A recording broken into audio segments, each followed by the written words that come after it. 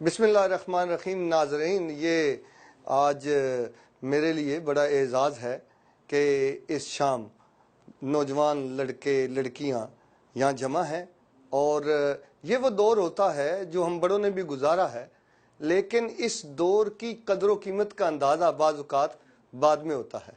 اتنی خوبصورت مجلس اور شام میں میرا دل چاہتا ہے کہ میں منیر نیازی کے یہ شعر آپ کو سنا دوں. مجھے امید ہے کہ آپ ان کا بہت مثبت اور صحت مند مفہوم لیں گے. منیر نیازی نے یہ کہا کہ ملاقاتیں جو ہوتی ہیں جمال ابر و بارہ میں، ستارے جو دمکتے ہیں کسی کی چشم حیراں میں، یہ نا آباد وقتوں میں دل ناشاد میں ہوگی. یہ نا آباد وقتوں میں دل ناشاد میں ہوگی، محبت اب نہیں ہوگی، یہ کچھ دن بعد میں ہوگی، گزر جائیں گے جب یہ دن تو ان کی یاد میں ہوگی. میں کہنا یہ چاہتا ہوں کہ جوانی کا دور امنگوں کا، عزائم کا، آرزوؤں کا اور کچھ کر گزرنے کا دور ہوتا ہے.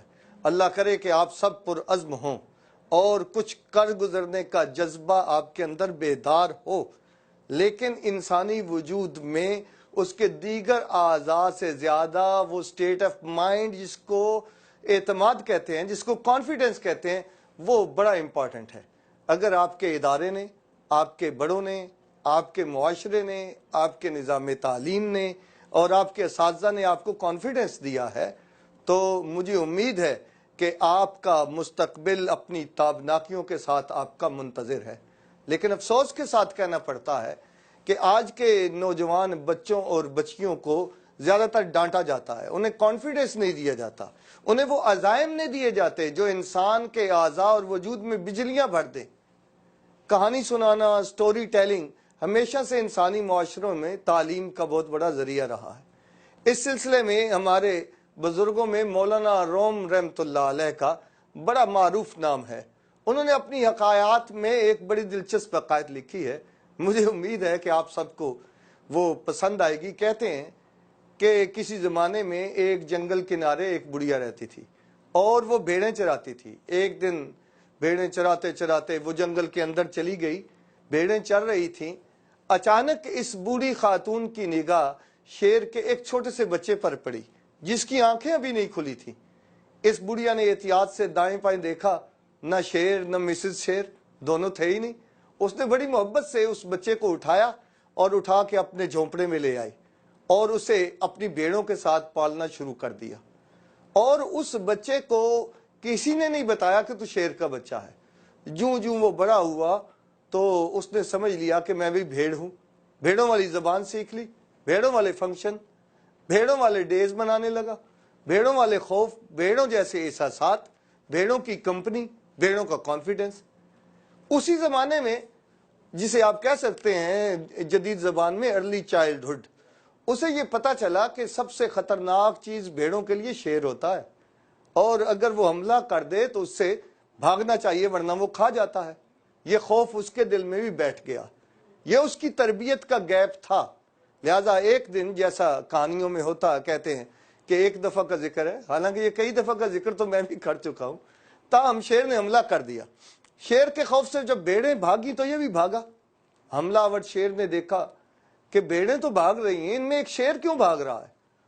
وہ حیران ہوتا ہے اور اس نے حیرت کے ساتھ اسے آواز دی کہ تو کیوں بھاگ رہا ہے؟ اس بیچارے نے سمجھا کہ مجھے سلیکٹ کر لیا ہے اور مجھے ہی کھا جائے گا، یہ اور تیزی سے بھاگا. وہ حیرت میں ڈوبا ہوا حملہ آور شیر بڑی تیزی کے ساتھ بھاگ کے اس کا تعاقب کرنے لگا. اب مقابلہ ایک طرح سے 1 to 1 ہو گیا، آگے آگے چھوٹا شیر، پیچھے بڑا شیر، دوڑ لگی ہوئی ہے. کیوں جی، مزہ آ رہا ہے نا؟ اگر آپ کہیں تو میں یہاں روک دوں، نہیں جاری رکھتے ہیں، اس کو آگے کنورٹ نہیں کرتے. تو جناب یہ 1 to 1 مقابلے میں بڑے شیر نے جا چھوٹے شیر کو دبوچا گردن سے. جب اسے پکڑا تو اس نے بیڑوں والی آواز نکالی. جب بیڑوں والی آواز نکالی تو بڑے شیر نے پوچھا کہ تو یہ بیڑوں والی آواز کیوں نکال رہا ہے؟ تو چھوٹا شیر کہنے لگا کہ تو مجھے کھا جائے گا. وہ بڑا حیران ہوا کہ میں تجھے کیسے کھاؤں گا، تو تو شیر ہے. اس نے کہا نہیں نہیں میں تو بھیڑ ہوں. اب بڑا شیر کہتا ہے کہ نہیں تو شیر ہے. یہ اصرار کرتا ہے، سٹینڈ لیتا ہے کہ نہیں میں بھیڑ ہوں. دونوں میں ڈائیلاگ ہوا، دونوں ضد کرتے رہے. تو بالآخر چھوٹے شیر نے جلدی سے تمثیل کے انداز میں سمجھانے کے لیے کہتا ہوں شاید اپنا سی وی نکال لیا، بایو ڈاٹا نکالا اور کہا دیکھو میری ایجوکیشن دیکھو، میں تو ویلنٹائن ڈے منا کے بڑا ہوا، میں نے تو او لیول کیا، اور میری جو ہسٹری ہے وہ بھیڑوں والی ہے، میری لینگویج بھیڑوں والی ہے، میرے باڈی جیسچر بھیڑوں والے ہیں، میرے سوشل فیبرکس، میری فیس بک کی زندگی اور میری ٹویٹر کی زندگی، میرے یوٹیوب کے سامنے بیٹھنا، میری ساری دوستیاں، میری صحبت، میں پکا بھیڑ ہوں، پکا بھیڑ ہوں. وہ کہ بھئی تیرے ساتھ دھوکا ہوا، تجھے کسی نے نہیں بتایا کہ تو شیر ہے. چنانچہ بڑے شیر نے کسی طرح سے اسے کنونس کیا اور اسے کہا میرے ساتھ چلو. اسے پکڑ کے لے گیا اور ایک چشمے پر، اور آپ سمجھ گئے کہ وہ چشمہ ہسٹری کا اور تاریخ کا اور روشن تاریخ کا چشمہ تھا. اس میں اس نے دیکھا کہ اپنا عکس دیکھو. اس نے کہا عکس دیکھو. جب عکس دیکھا تو وہ مان گیا کہ چہرہ تیرے ساتھ ملتا ہے، جبڑا تیرے ساتھ ملتا ہے، دانت تیرے ساتھ ملتے ہیں. تو اس طرح اس بڑے شیر نے اس کے اعتماد کو ریسٹور کیا. اسے بتایا کہ تیرے ساتھ دھوکا ہوا ہے، تو دنیا میں پیچھے چلنے کے لیے نہیں اور محکوم مغلوب اور مفتو ہونے کے لیے نہیں، غلام بننے کے لیے نہیں، لیڈر بننے کے لیے آیا ہے.